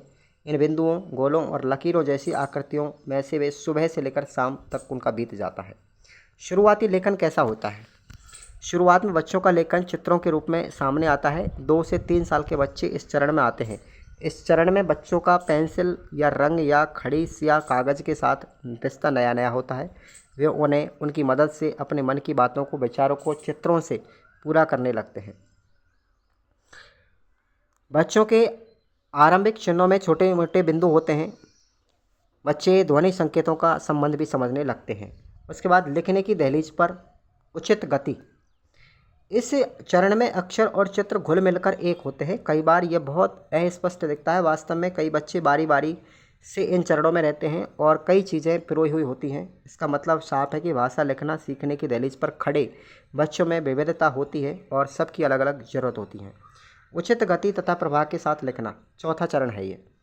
उचित गति प्रवाह के साथ लिखना वह चरण है जब हम पाते हैं कि बच्चा लिखने के तकनीकी पहलू को समझने लगता है। उनके लिखने की दिशा तय हो जाती है। यदि वह मराठी और हिंदी में लिख रहा है तो बाएं से दाएं लिखेगा। यदि उर्दू में लिख रहा है तो दाएं से बाएं लिखने की तरफ बढ़ेगा। अक्षरों की आकृति भी पहचान स्पष्ट होने लगती है। और उसके बाद लेखन के कुछ और भी पहलू हैं, यहाँ पर देखेंगे। पहलुओं की बात करते हैं चरण की बात करने के पश्चात। पहला पहलू है आकृति, ध्वनि और अर्थ का संबंध। ठीक है, आमतौर पर अक्षरों की ध्वनि, उसकी आकृति, उसके अर्थ के आपसी संबंध को सीखना, उसे समझना ही पढ़ना सीखने की शुरुआत माना जाता है। ध्वनि, आकृति और अर्थ इस संबंध को विभिन्न रूप में जब बच्चा प्रकट करता है तो वह लिखना सीखने की शुरुआत होती है। यह आमतौर पर स्कूल में आने के बाद में होता है। लिखने के आरंभिक योग्यता दूसरा पहलू है। लिखने के आरंभिक योग्यता बच्चों में लिखना शुरू करने की योग्यता से अभिप्राय उन गुणों के विकसित करने से है जो अक्षर, शब्द और वाक्य लेखन के लिए जरूरी हैं तथा लेखन की सुंदरता पर भी ध्यान दिया जाना चाहिए। तीसरे नंबर का पहलू है शब्द, वाक्य, विराम चिन्ह आदि के प्रयोग पर अधिकार। जब बच्चों में लिखने की आरंभिक योग्यता आ जाए, यानी वे सुंदर और सुडौल वर्णों की आकृति बनाना सीख जाए, तो शब्द लिखना सीखने की प्रक्रिया आरंभ हो जाती है। जब बच्चे 2 या 3 वर्णों के शब्दों को लिखना सीख लेते हैं, घर, इधर, उधर, अनार आदि मात्राओं का उपयोग करना सीख लेते हैं, तो संयुक्त वर्ण वाले शब्दों के लेखन का आरंभ हो जाता है। अब लिखने का क्या महत्व है? लेखन का महत्व क्या है? मनुष्य की अभिव्यक्ति स्थायी रहे, अन्य व्यक्ति जब भी चाहें उस अभिव्यक्ति को जान सकें, इसके लिए लिखित अभिव्यक्ति जरूरी है। मौखिक अभिव्यक्ति तो एक बार मुखरित होने के बाद अंतरिक्ष में विलीन हो जाती है। श्रोता उसे पुनः सुन पाना चाहे तो वो मौखिक अभिव्यक्ति की पुनरावृत्ति करनी पड़ती है। इसके अलावा अभिव्यक्ति के लिए श्रोता और वक्ता दोनों की उपस्थिति जरूरी है। लिखित अभिव्यक्ति स्थायी अभिव्यक्ति है और अभिव्यक्ति करने वाला अकेला भी अपने विचार प्रकट कर सकता है। अब देखो, लेखन संबंधी कौशल योग्यताएं कौन कौन सी हैं? सुंदर, स्पष्ट और सुपाठ्य लिखना, शुद्ध वर्तनी में लिखना, उपयुक्त शब्द विराम चिन्हों का उपयोग करना और प्रसंग अनुसार सटीक शब्द लिखना। लिखित कार्य की विशेषता देखो, यह बालकों के लिए उत्साहवर्धक, प्रेरणादायक, सृजन, चिंतन और सृजनात्मक शक्ति का विकास करने वाला होता है। यह बालक के द्वारा ही किया हुआ होना चाहिए, न कि अभिभावक या ट्यूटर के द्वारा करवाया जाए। यह छात्रों के लिए न अधिक सरल न अधिक कठिन, पठित ज्ञान से पूर्णतः संबंध रखने वाला और उद्देश्यनिष्ठ होना चाहिए। यह पुस्तक के किसी भी अंश या किसी होशियार छात्र के कार्य की नकल नहीं होता। अब लेखन की अवस्था देखो, यहाँ पर प्रथम अवस्था की बात करेंगे। यहाँ पर इस अवस्था में बालक के लिखने के प्रति रुचि उत्पन्न करने व लिखने के लिए तत्पर बनाने के लिए अध्यापक को निम्न कार्य करने चाहिए। कौन कौन से कार्य करेगा अध्यापक? रंग बिरंगे आकर्षक चित्र, चार्ट, तस्वीर तथा वर्ण बनाने वाले नागरी लिपि के मोटे सांचे आदि दे करके बालक की निरीक्षण शक्ति का विकास करें। उसमें विभिन्न आकार को समझने, अंतर समझने की योग्यता का विकास करें। उंगलियों को हाथ के पंजों के चारों ओर, ऊपर नीचे, आगे पीछे, साथ सीधे टेढ़े, ऊपर से नीचे, नीचे से ऊपर घुमाने की क्रिया का आरंभ करावें। इस तरीके से दूसरी जो अवस्था है, इस अवस्था में वर्ण रचना का अभ्यास कराया जाता है। स्लेट कॉपी पर लिखने के लिए निम्न ढंग अपनाना चाहिए। कौन कौन सा? कि हवा में हाथ से लिखने का अभ्यास, ज़मीन पर खड़ी से उसी तरह उंगली घुमा करके वर्ण लिखने का अभ्यास कराएं। श्यामपट्ट पर बड़े आकार का वर्ण लिख करके उस पर छात्र को चौक से लिखने का अभ्यास कराएं। पेंसिल या चौक को सही ढंग से पकड़ने का तरीका बता करके उसी तरह पकड़कर लिखने की आदत डाली जाए। तीसरी जो अवस्था है वो है शब्द रचना, वाक्य रचना का ज्ञान इस अवस्था में बालक करने लगता है। वर्ण लेखन का अभ्यास करने के बाद शब्द रचना आरंभ करता है। और चौथी जो अवस्था है वो है साथियों, इस अवस्था में बालक को स्वतंत्र रूप से परिच्छेद लिखकर आने को कहा जाए तथा उसकी पूर्णता से जांच की जाए। बालक का उसकी लिखावट की त्रुटि की ओर ध्यान आकर्षित किया जाए। छात्रों में लेखन का विकास करने के लिए कौन कौन सी विधियां काम में ली जानी चाहिए? पहली है खेल विधि। सबसे पहले आती है हमारी खेल विधि। छोटे बालक खेल में अधिक रुचि लेते हैं। खेल के माध्यम से वे वाक्य रचना करना, खेल खेलना खेल विधि है। खेल में जोड़ना, तोड़ना आदि बनाना कार्य करते हैं और वाक्य रचना में शब्दों को जोड़ना, बनाना, शब्दों को हटाना आदि कार्य आता है।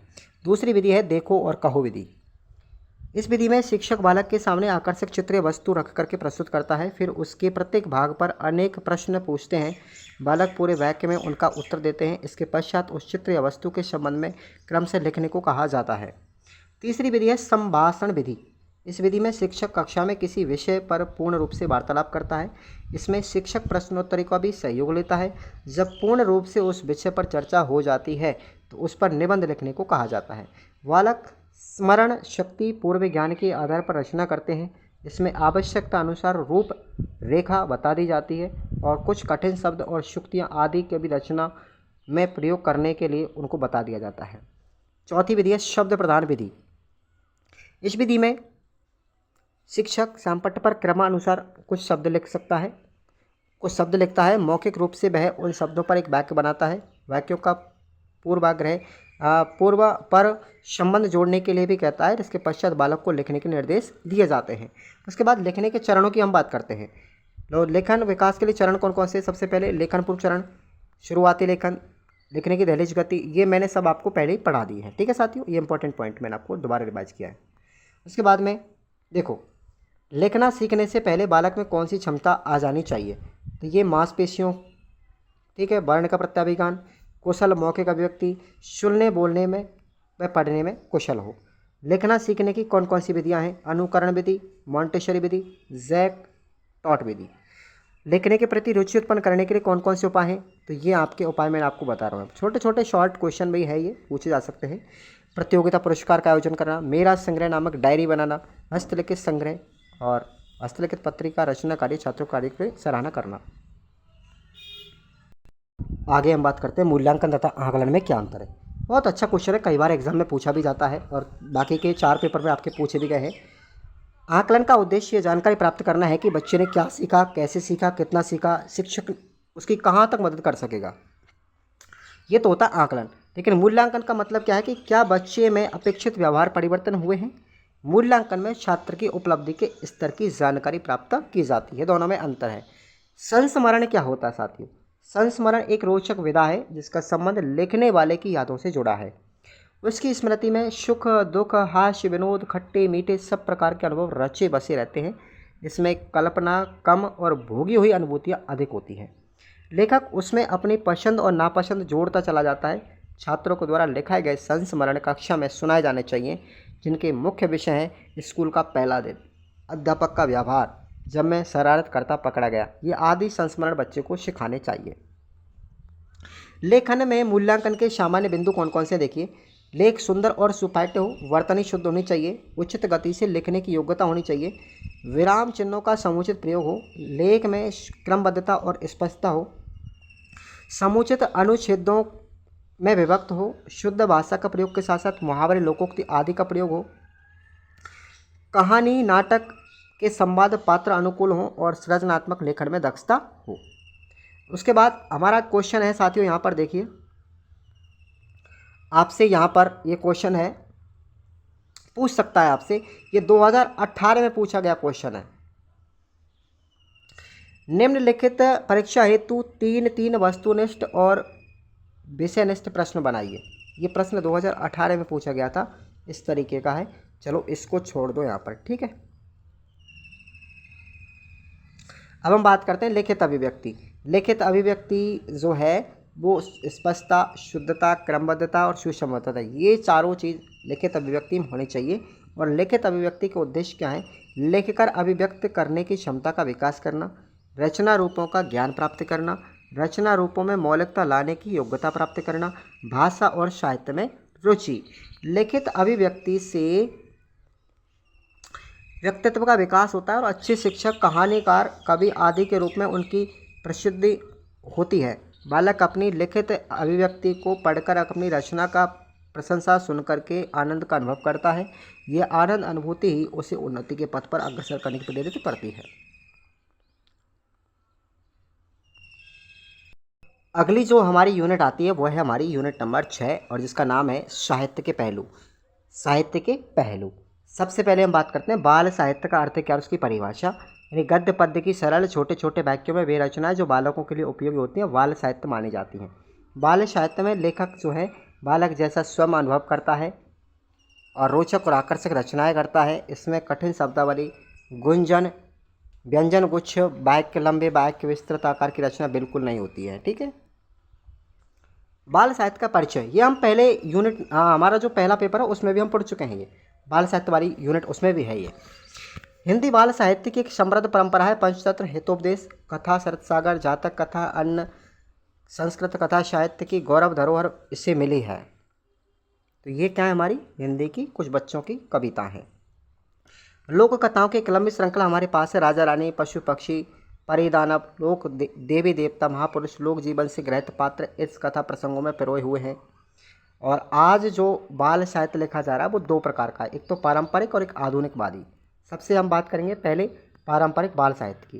पारंपरिक बाल साहित्य के अंतर्गत वह बाल साहित्य आता है जो भाव अथवा शैली किसी भी दृष्टि से अपनी पूर्व परंपरा से भिन्न नहीं है। वही देश प्रेम, तितली, चिड़िया, हाथी, बादल, पानी, होली जैसे विषयों पर लिखे जाने वाले घिसी पिटी हुई शैली रचनाएं उसमें होती हैं। ठीक है। और आधुनिकवादी जो बाल साहित्य है उसमें ये दूसरी कोटि का बाल साहित्य है जिसमें हम नवीन, मौलिक, आधुनिक दृष्टि चेतना समन्वित होती है, या उसको कह सकते हैं यह साहित्य मूल्य परक है। इसमें आधुनिक जीवन का सफल समाहार है। गुणवत्ता की दृष्टि से इसका महत्व असंदिग्ध है। नए विषयों को नए शिल्प में प्रस्तुत करने के साथ साथ वे बच्चों का मन मोहने में भी पीछे नहीं है ना। और विविध विधाओं में यह श्रेष्ठ बाल साहित्य अपनी रश्मि राशि विकीर्ण रहा है। जैसे इनमें ये विधाएं हमारी, जैसे कविता, कहानी, उपन्यास, यात्रा वृत्तांत, नाटक, जीवनी, संस्मरण, ये सब क्या है? विधाएं हैं। मूल्यांकन के समय यही बात बाल साहित्य हमारा ध्यान खींचता है कि वस्तुतः ध्यान आकर्षण की अपेक्षा भी रखता है। अब बाल साहित्य की विशेषता देखो आप। बाल साहित्य बच्चों में संवेदनशीलता विकसित करता है। बाल साहित्य में मनोरंजन, कौतूहल का होना आवश्यक है तथा साथ ही उसमें बच्चों की कल्पनाशीलता को बढ़ावा देने का गुण भी होना चाहिए। बाल साहित्य बच्चों की भाषा में भी लिखा जाना चाहिए, ऐसी भाषा में जो उसके मन की अभिव्यक्ति को व्यक्त करता है। बाल साहित्य की विषय वस्तु में जीव जंतु, पशु पक्षी, राजा रानी, परी, दूती आदि ये सारी चीज़ें शामिल होनी चाहिए ताकि बच्चों में कौतूहल बना रहे। और पात्र भी उनकी ही उम्र के होने चाहिए और बालक उसके साथ जल्दी तादाद में बैठा सकता है। बाल साहित्य से संबंधित कुछ पत्रिका जैसे चंदा मामा, बाल भारती, चंपक, बाल स्वरूप, ये कई बार एग्जाम में क्वेश्चन पूछा गया है। ठीक है। अब भाषा के विकास में बाल साहित्य की भूमिका। छोटे बालक अपने परिवेश में निरंतर भाषा सीखते हैं। विद्यालय में वह अच्छी तरह भाषा सीखता है, अपने विचार और भावों को अपनी मातृभाषा में व्यक्त करता है। बाल साहित्य पढ़ते पढ़ते बच्चे कुछ इस प्रकार की शक्तियों का सहज विकास हो जाता है कि वे संप्रेषण के स्तर पर भी पहुंच जाते हैं। बाल साहित्य से बच्चों में आकलन की शक्ति का विकास होने लगता है, उसमें बोलने की कला का विकास होता है। बाल साहित्य से बच्चों में शब्द भंडार की वृद्धि होती है। बाल साहित्य के अंतर्गत कौन कौन से विषय आते हैं? जैसे बाल गीत, अभिनय प्रधान कविता, ध्वनि प्रधान कविता, गीत और बाल कहानियाँ, चित्र पठन, चित्र में कहानी, पहेलियाँ बुझाना, चित्रकला, वार्तालाप, बाल एकांकी और संवाद पाठ। भाषा विकास संबंधी कुछ खेल विधियाँ भी यहाँ पर दी गई हैं, जैसे तुक मिलाकर के नए शब्द बनाना, आइए, जाइए, लीजिए, दीजिए, शब्द सुन करके दोहराना, शिक्षक के द्वारा बोलने पर बच्चों को दोहराना चाहिए, शाब्दिक पहेलियाँ, कहानी को पूरी करना। ठीक है। और भाषा की कुछ मुख्य विधाएं मैं आपको बता रहा हूँ। पहली, कहानी, यह एक गद्य रचना है। कौन सी है? गद्य रचना है। कहानी त्वरित रसोद्रग करने वाला आख्यान है और एक ही बैठक में पढ़ी जा सकती है। जैसे मुंशी प्रेमचंद जी के बारे में कहानी है। कहानी गद्य रचना का एक सुंदर गमला है जिसमें एक ही पौधे का माधुर्य अपने समुचित रूप को प्रदर्शित करता है। अब कहानी का महत्व देखेंगे। यहाँ पर कहानी मनोरंजन का सबसे बड़ा साधन है। कहानी शिक्षण द्वारा बालकों का सर्वांगीण विकास होता है। कहानी ज्ञान वृद्धि का एक साधन है। कहानी के द्वारा अर्थ ग्रहण, अभिव्यक्ति और रचनात्मकता का विकास होता है। कहानियों के द्वारा बालक की रुचि जागृत होती है। अब यहाँ पर कुछ बाल साहित्य मैंने आपको दोबारा बता रहा हूँ। चंपक, बाल भारती, चाचा चौधरी, चंदा मामा, ये क्या है, बाल साहित्य की पत्रिका है। और कहानी क्योंकि कहानीकार जो हैं जिनमें मुंशी प्रेमचंद, वेरी प्रसाद, जयशंकर प्रसाद, हरि प्रसाद, हजारी प्रसाद द्विवेदी और विष्णु प्रभाकर, बहुत सारे कहानीकार हैं। और कविता जो हमारी विधा है इसके बारे में देखेंगे। बाल कल्पनाओं के विकास में शुद्ध गति पूर्वक प्रभावी ढंग से उच्चारण में कविता की सर्वाधिक भूमिका रही है। छोटे छोटे बालक तुकबंदियाँ करते हुए भाषा का ज्ञान प्राप्त कर लेते हैं। बाबू श्याम सुंदर दास ने क्या कहा है कविता के बारे में कि कविता रसात्मक रीति से सजी हुई भाषा है जिसमें भावों की अभिव्यंजना होती है। और आचार्य रामचंद्र शुक्ल ने क्या कहा है कि कविता वह साधन है जिसके द्वारा शेष स्मृति के साथ मनुष्य के रागात्मक संबंध की रक्षा और निर्वाह होता है। और कविता हृदय की सच्ची अभिव्यक्ति है। यह हृदय की वस्तु है। कविता में विचारों की अपेक्षा भावों की प्रधानता होती है। कविता जीवन की अनमोल आलोचना है। जीवन के सुंदर चित्रण में ही कविता का आकर्षण है। कविता भाव तथा कल्पना का छंदबद्ध वर्णन भी मिलता है। निबंध जो विधा है इसके बारे में देखो। यह एक गद्य शैली है। नियम पूर्वक छंद रहित भाषा निबंध कहलाती है। बाबू गुलाब राय के अनुसार निबंध उस रचना को कहते हैं जिसमें एक सीमित आकार के भीतर किसी विषय का वर्णन स्वच्छंदता, सौष्ठव और संबद्धता के साथ किया जाता है। निबंध में किसी गंभीर विषय पर क्रमबद्ध अनुच्छेद के अनुसार विवेचन किया जाता है। अब निबंध गद्य का शिक्षण में महत्व क्या है। गद्य के माध्यम से दूसरों के विचारों को सही रूपों में शीघ्रता से ग्रहण किया जा सकता है। कम समय में अधिक से अधिक ज्ञान मिल सकता है। गद्य शिक्षण के द्वारा बालकों की कल्पना को जागृत किया जा सकता है। उनमें सृजनात्मकता का विकास भी किया जा सकता है।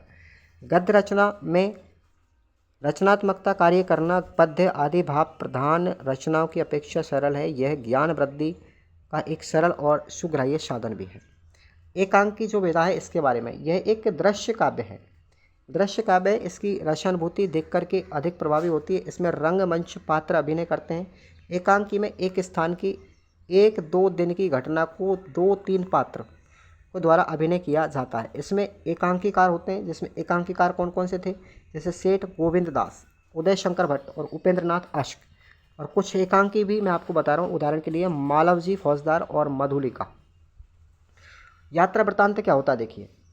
ये एक गद्य विधा है जिसमें लेखक किसी यात्रा के अपने पूर्व अनुभव को इसमें संकलित करता है।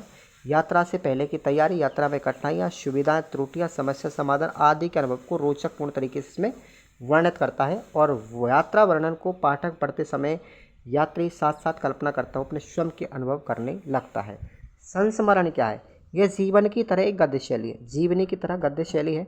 इसमें व्यक्ति अपने जीवन के अनुभव खंडों को रोचक विधि से व्यक्त करता है। महादेवी वर्मा ने अनेक संस्मरण लिखे जिनमें एक घीसा, आपसे पूछा जा सकता है घीसा एक संस्मरण किसका है, महादेवी वर्मा का। पत्र क्या है, एक गद्य शैली में लेखक अपने परिचित को पत्र के रूप में अपने अनुभव लिखता है।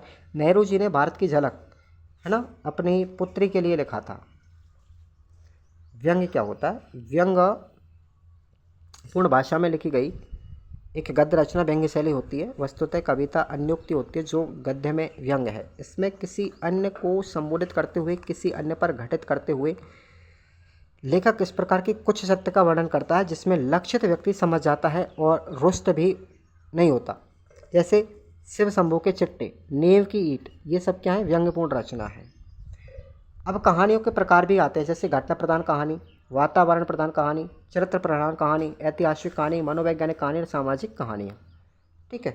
आत्मकथा और संस्मरण में अंतर, इंपॉर्टेंट क्वेश्चन है, यहाँ से ये बनेगा। देखो आत्मकथा क्या होती है। आत्मकथा में अपने जीवन की छोटी छोटी बातों को प्रस्तुत किया जाता है। आत्मकथा में स्वयं तक की बातें सीमित रहती है। आत्मकथा में व्यक्तिनिष्ठ होकर के विश्व पर दृष्टि डालता है। आत्मकथा में लेखक के आंतरिक जीवन या चरित्र पर अधिक बल दिया जाता है। आत्मकथा में जीवन का यथार्थ चित्रण किया जाता है। आत्मकथा में परिवेश पर अधिक बल दिया जाता है। आत्मकथा में आत्मविश्लेषण और पाठकों को प्रेरणा देने का मुख्य उद्देश्य है। लेकिन संस्मरण की बात करते हैं तो संस्मरण में लेखक उन घटनाओं का या व्यक्तियों का संक्षिप्त वर्णन करता है जो उसके लिए अविस्मरणीय हो गए। संस्मरण में दूसरों के बारे में अधिक लिखा जाता है। संस्मरण में आत्मनिष्ठ होकर किसी घटना या प्रभाव में चिंतन में प्रवृत्त होता है। संस्मरण में बाह्य घटनाओं पर बल दिया जाता है। संस्मरण में बिल्कुल जीवन का यथार्थ चित्रण नहीं किया जाता आत्मकथा की तरह। और संस्मरण में परिवेश कर कम बल देते हैं। संस्मरण में विषय वस्तु पात्र या घटना के स्वरूप उभारने का मुख्य उद्देश्य होता है। देखो यहाँ पर मैं आपको कुछ शब्दावली बता रहा हूँ। जैसे कथानक क्या होता है। कहानी का केंद्र बिंदु कथानक होता है। कहानी का वह संक्षिप्त रूप जिसमें प्रारंभ से लेकर के अंत तक कहानी की सभी घटनाओं और पात्रों का उल्लेख किया जाता है, उसे कथानक कहते हैं। काव्य क्या होता है। देखो काव्य के बारे में एक पंक्ति है, वाक्यम रसात्मक काव्यम, यानी रस युक्त वाक्य ही काव्य है, अर्थात रस की अनुभूति कराने वाला काव्य है। निबंध रचना के अगर हम भेदों की बात करते हैं तो यहाँ पर निबंध रचना के 4 भेद हैं, वर्णनात्मक, विवरणनात्मक, विचारात्मक और भावात्मक। नाटक के भेदों की बात करते हैं तो गीत नाट्य, रेडियो नाट्य, दूरदर्शन नाट्य और एकांकी नाटक। समाचार पत्रों की बात करते हैं। समाचार पत्रों के बारे में हमारे आसपास की होने वाली जो घटना है उनको जिज्ञासापूर्ण वर्णन करना समाचार है। समाचार 6 ककारों को ध्यान में रखा जाता है, कौन, क्या, कब, कहाँ, क्यों और कैसे। इसका उत्तर समाचार में मिलता है। समाचार के तत्वों की बात करते हैं तो नवीनता, विशेषता, व्यापकता, प्रामाणिकता, रुचिपूर्णता, प्रभावशीलता और स्पष्टता होनी चाहिए। प्रश्न है आपका, समाचार पत्र के लिए समाचार लेखन किस प्रकार किया जाता है। तो ये प्रश्न आप लोग पढ़ लेंगे, ठीक है। और ये आपका 3 हिस्सों में होता है। पहला होता है इसका इंट्रो, दूसरा होता है इसकी मेन बॉडी और तीसरा होता है इसका समापन। तो 3 हिस्से होते हैं इसके। आप लोग यहाँ से इसका स्क्रीनशॉट ले सकते हैं, बिल्कुल आराम से पढ़ लेना बाद में, ठीक है। अब हम बात करते हैं हमारी लास्ट वाली जो यूनिट है साथियों, ये देखो भाषा की संरचना। 7वीं यूनिट है, भाषा की संरचना की बात करते हैं, 8 नंबर की है ये। और यहाँ पर हम ग्रामर के बारे में बात करेंगे, व्याकरण आएगी पूरी हिंदी इसके अंदर, बहुत अच्छे से आपको पढ़ना है। वाक्य क्या होता है, तो निश्चित क्रम में संयोजित सार्थक शब्द समूह को संपूर्ण भाव विचार प्रकट करने वाले शब्द समूह को हम वाक्य कहते हैं। वाक्य रचना के आधार पर हम बात करते हैं तो वाक्य के भेद रचना के आधार पर 3 होते हैं। पहला होता है सरल वाक्य। इसमें क्या होता है, एक कर्ता होता है और एक क्रिया होती है, ठीक है। साधारण वाक्य कहलाता है ये सरल वाक्य। इसमें एक उद्देश्य और एक विधेय होता है। जैसे रमेश ने पुस्तक पढ़ी, रमेश ने पुस्तक पढ़ी, ठीक है। तो एक कर्ता है और एक कर्म है, ठीक है। ऐसे ही संयुक्त वाक्य, इसमें क्या होता है, जिस वाक्य में एक से अधिक स्वतंत्र उपवाक्य होते हैं संयुक्त वाक्य कहलाता है। और इसकी पहचान मैं आपको बता रहा हूँ, पर, किंतु, परंतु, लेकिन, तथा, एवं, अतः, ये होते हैं। जैसे राम आगे बढ़ते रहा, किंतु शब्द आ गया, तो इससे पहचान लो आप संयुक्त वाक्य। हरि पिछड़ता रहा। मिश्र वाक्य क्या होता है, जिस वाक्य में एक प्रधान उपवाक्य होता है और तथा प्रधान उपवाक्य पर अन्य आश्रित उपवाक्य होते हैं। जैसे मैं गाड़ी चलाता हूँ, जिसे पहले मेरा मित्र चलाया करता था। अर्थ के आधार पर हम बात करते हैं तो वाक्य के 8 भेद है टोटल। और पहला जो वाक्य है, पहला भेद है वो है विधानवाचक। जिस वाक्य में किसी बात का होना या करना पाया जाता है वह विधानवाचक वाक्य कहलाता है। जैसे सुषमा पढ़ती है, लता अपना कार्य करती है। उदाहरण बता रहा हूँ साथ में ही। निषेधात्मक वाक्य, जिस वाक्य में किसी बात का या काम का होने का पता चल जाए उसे निषेधात्मक वाक्य कहते हैं। जैसे मटके में पानी नहीं है। तीसरा भेद है हमारा इच्छापरक वाक्य, जिस वाक्य में इच्छा, आशीर्वाद, शुभकामना आदि को प्रकट किया जाए इच्छावाचक वाक्य कहलाता है। जैसे तुम सदा प्रसन्न रहो, भगवान सबको सुखी रखे। चौथा है प्रश्नवाचक वाक्य, जिस वाक्य में प्रश्न पूछा गया हो, जैसे तुम कहाँ रहते हो। पांचवा है आज्ञावाचक, जिस वाक्य में आदेश या अनुरोध का बोध हो। जैसे अब तुम यहाँ से चले जाओ, कृपया आप चैनल सब्सक्राइब कर लो, कृपया मेरा चैनल सब्सक्राइब कर लो भाई सभी, ठीक है। और सब्सक्राइब करेंगे तो मैं आपको आज्ञा नहीं दे रहा, इसको ये समझ लो, आज्ञा नहीं दे रहा, मैं आपको रिक्वेस्ट कर रहा हूँ मैं तो, ठीक है। और छठवां हमारा जो भेद है वो है संकेतवाचक, जिस वाक्य में संकेत या कोई शर्त दी गई हो। यदि तुम परीक्षण करोगे तो सफल हो जाओगे, यदि तुम मेहनत करोगे तो पास हो जाओगे, वर्षा हुई तो गर्मी कम हो जाएगी। ऐसे ही संदेहवाचक वाक्य, जिस वाक्य में किसी काम के होने में संदेह प्रकट किया जाए उसे संदेहवाचक वाक्य कहते हैं। जैसे वह घर गया होगा, ठीक है, आइडिया लगा रहे हम, और शायद आज वर्षा हो जाए। उसके बाद है विस्मयवाचक, विस्मयबोधक, ठीक है, जिस वाक्य में हर्ष, आश्चर्य, शोक आदि का प्रकट किया जाता है उसे विस्मय सूचक वाक्य कहते हैं। अरे यह क्या हो रहा है, ओहो मेरा भाई आ गया, तो मतलब विस्मय आदि बोधक ये शब्द है। इनसे आप पहचान सकते हो। उसके बाद हम बात करते हैं ध्वनियों का वर्गीकरण। ध्वनियों का उच्चारण प्रवास वायु के मुख में से बाहर निकलते समय होता है। वायु के बाहर निकलते समय उसके अवरोध निरअवरोध के आधार पर हिंदी में दो प्रकार की ध्वनियाँ होती हैं, एक तो होता है स्वर और दूसरा होता है व्यंजन। आइए हम पहले दूसरी कक्षा की तरह स्वर व्यंजनों के बारे में बात करते हैं, अनाराम पढ़ेंगे। देखेंगे यहाँ पर स्वर क्या होते हैं, जिनके उच्चारण के समय मुख्य विवर में वायु का किसी भी प्रकार का अवरोध नहीं होता है, अर्थात ये क्या होते हैं, स्वर स्वतंत्र होते हैं, इन्हें किसी भी वर्ण की आवश्यकता नहीं होती बोलते समय। उच्चारण काल के आधार पर स्वर के भेद कितने हैं, देखो 3 प्रकार के होते हैं, ह्रस्व स्वर, उसके बाद दीर्घ स्वर और उसके बाद संयुक्त स्वर। ह्रस्व स्वर या मूल स्वर होते हैं ए ई उ और ऋषि छोटे वाले। दीर्घ में क्या होते हैं आ ई और उ बड़ा उ वाला। संयुक्त होते हैं ए आई और ओ औ 4। ठीक है, समझ गए। इस प्रकार के स्वर है ये वाले हो जाते हैं टोटल 11। ठीक है, टोटल कितने होते हैं 11। अब देखो उच्चारण स्थान के आधार पर भेद। उच्चारण स्थान के आधार पर भेद पढ़ेंगे। देखो कंठ ध्वनि, कंठ से कौन कौन से बोले जाते हैं ए और आ। तालव्य से कौन कौन से बोले जाते हैं ए ई और ई, ठीक है, दोनों ई वाली। और ओष्ठ से कौन से बोले जाएंगे, ओष्ठ से उ। मूर्धन्य से कौन बोले जाएंगे, ऋषि वाला। और कंठ तालु से, कंठ और तालु दोनों का मिक्सचर तो कौन कौन से होंगे ए और आई, ध्यान रखना ये। उसके बाद कंठ और ओठ से दोनों से मिक्सचर कौन कौन से बोले जाएंगे ओ और औ, कौन से ओ और औ। तो ये भी आपको याद रखना है। हाँ, आपसे ऑब्जेक्टिव में यहाँ से पूछ सकता है, ठीक है, कि ऋषि का उच्चारण स्थान कौन सा है, तो मूर्धन्य है, ध्यान रखेंगे, है ना। जिह्वा के क्रियाशील भाग के आधार पर जीभ में कितने भाग होते हैं, 3 होते हैं। जीभ का पश्च भाग, ठीक है, तो पश्च भाग से आ उ ओ और औ। मध्य भाग से मध्य स्वर है केवल ए, और अग्र स्वर से जीभ के आगे वाले भाग से ये वाले ई ए और आई। जिह्वा के ऊपर उठने के आधार पर हम बात करते हैं तो इसमें 4 प्रकार से बोले जाते हैं, 4 भागों माने। एक तो होते हैं विव्रत स्वर, जिनमें जीभ बहुत कम उठती है, मुख मार्ग पूरा खुला होता है आ ना। ऐसे ही अर्धविव्रत यानी आधा मुंह खुला रहता है, ठीक है। जिह्वा का भाग विव्रत की स्थिति में कुछ अधिक उठा हुआ होता है, जैसे ए ओ ए। और उसके बाद है अर्धसंवृत। जिह्वा का भाग अर्धविव्रत की तुलना में अधिक परंतु संवृत से कम उठा हुआ होता है, जिसमें ए और ओ आते हैं। संवृत जीभ इतनी अधिक ऊपर उठी रहती है कि मुख से श्वास निकलने में अवरोध तो नहीं होता, परंतु उसके निकलने के मार्ग की चौड़ाई कम हो जाती है, जैसे ई उ और ऊ। ठीक है, ये आपको याद करना है। अब हम बात करते हैं व्यंजनों की। व्यंजनों क्या होते हैं, जिन ध्वनि के उच्चारण के समय मुख में वायु का अवरोध हो जाए, फिर वायु झटके से बाहर निकलती है, व्यंजन कहलाते हैं। अर्थात व्यंजन जो है उनको बोलने के लिए स्वरों की आवश्यकता होती है ना। उच्चारण स्थान के आधार पर हम बात करते हैं तो व्यंजन कौन कौन से होते हैं, उनको कहाँ से कैसे बोला जाता है। कंठ ध्वनि, उच्चारण स्थान के आधार पर कंठ से निकलने वाले ये 5 यानी क वर्ग हमारा पूरा आ जाएगा। और तालव्य से हमारा च वर्ग आ जाता है, ठीक है, पूरा। उसके बाद स्पर्श ध्वनि, स्पर्श ध्वनि है ये पूरी, ये पाँचों के पाँचों स्पर्श ध्वनि है, 5 वर्ग हैं, लेकिन ये स्पर्श ध्वनि में भी 5 वर्ग हैं।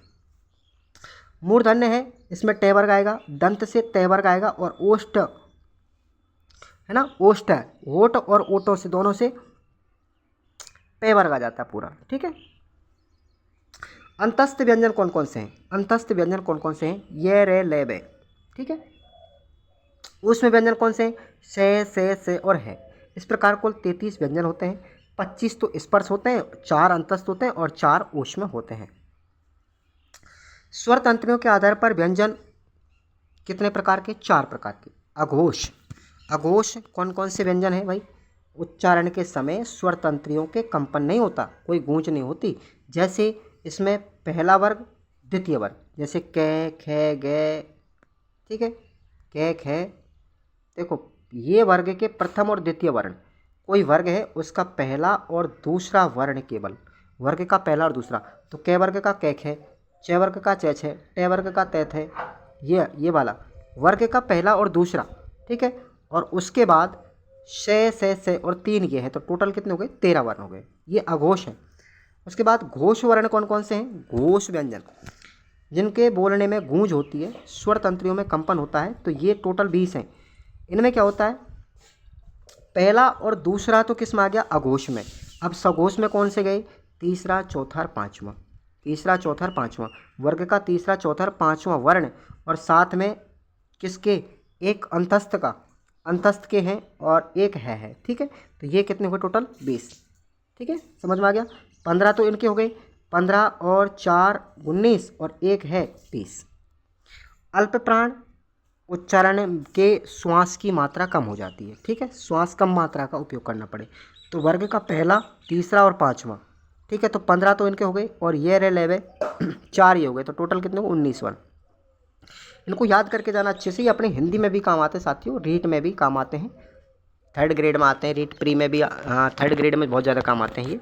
और महाप्राण की बात करता हूँ तो महाप्राण के बोलने में अधिक श्वास का उपयोग होता है, जैसे वर्ग का दूसरा और चौथा।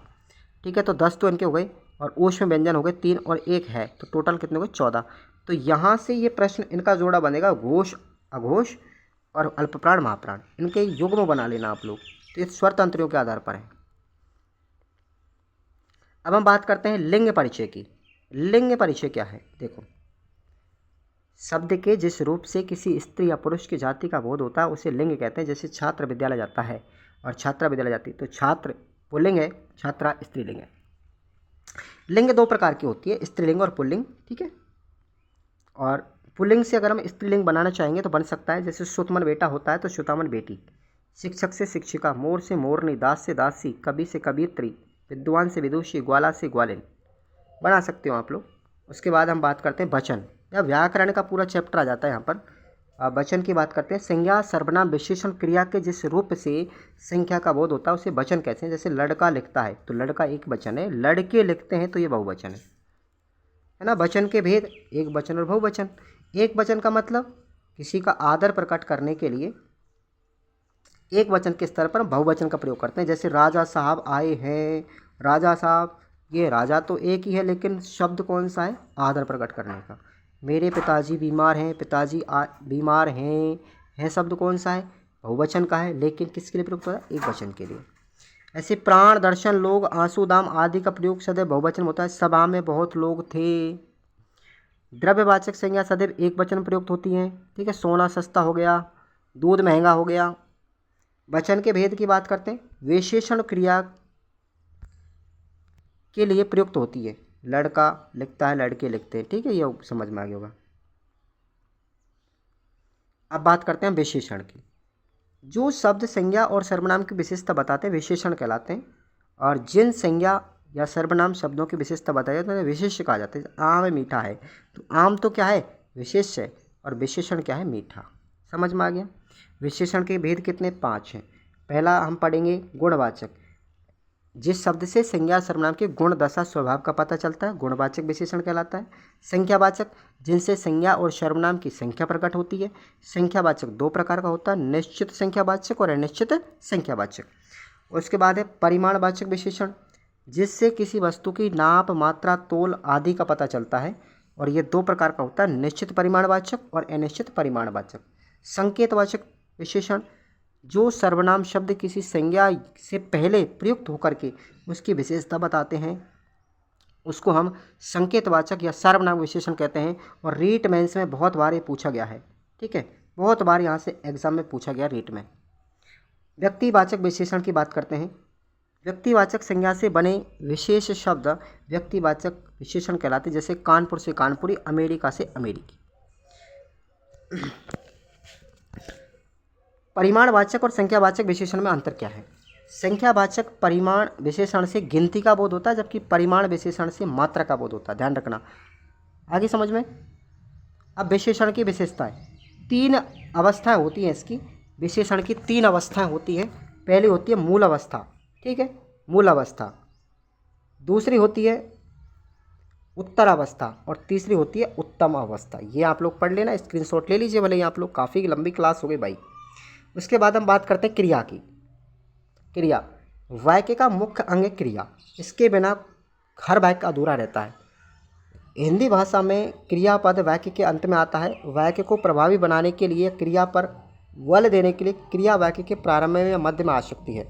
क्रिया के आधार, कर्म के आधार पर क्रिया कितने प्रकार की होती है, ये भी रीट मेंस में बहुत इंपॉर्टेंट टॉपिक है। पहली सकर्मक, अकर्मक, द्विकर्मक।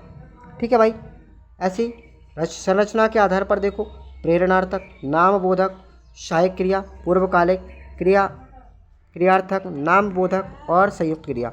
ये पॉइंट इंपॉर्टेंट है साथियों। कर्म के आधार पर क्रिया के भेद जरूर पढ़ के जाना, संरचना के आधार पर क्रिया के भेद जरूर पढ़ के जाना।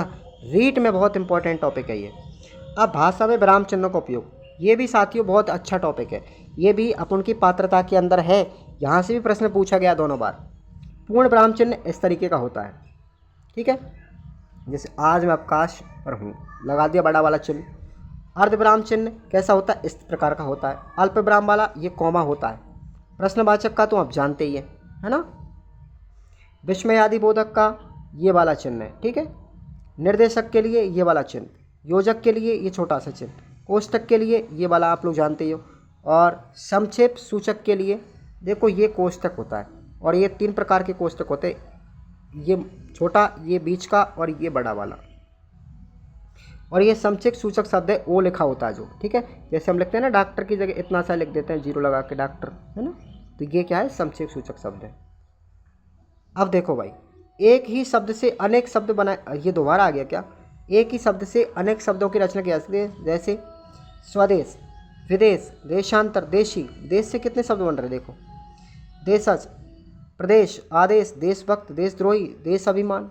भय से बन जाएगा भयभीत, भयानक, भयाभय, भयंकर, अभय आदि। रंग से रंगीला, रंगीन, रंगोली, रंगबाजी, रंगरेज। समय से असमय, सामयिक, समयाभाव, समयबद्ध आदि। ये तो मैंने पढ़ाई दिया आपको अल्पप्राण महाप्राण के बारे में अभी, है ना। अब हम बात करते हैं यहाँ पर थोड़ा सा रूढ़ शब्द क्या होते हैं और यौगिक शब्द क्या होते हैं। जिन शब्दों के सार्थक खंड ना हो सके और जो अन्य शब्दों के मेल से ना बने हो, रूढ़ शब्द कहलाते हैं। जैसे दिन, जल, किताब आदि। यौगिक वे शब्द जिनके रूढ़ शब्द के अतिरिक्त एक शब्दांश या एक अन्य रूढ़ शब्द अवश्य होता है, वो क्या कहलाते हैं, यौगिक शब्द। जैसे नमकीन। विकारी या विकारी आप जानते ही हो, लिंग वचन क्रिया के आधार पर जिनमें परिवर्तन हो सकता है, विकारी शब्द है ना। विकारी शब्द संज्ञा, सर्वनाम, क्रिया, विशेषण, ये सब आपने पढ़ लिए 4 प्रकार के। और अविकारी शब्द जिनमें लिंग वचन क्रिया आदि के कारण कोई परिवर्तन नहीं होता, अविकारी शब्द होते हैं। जैसे ऊपर नीचे, प्रासदेव आदि।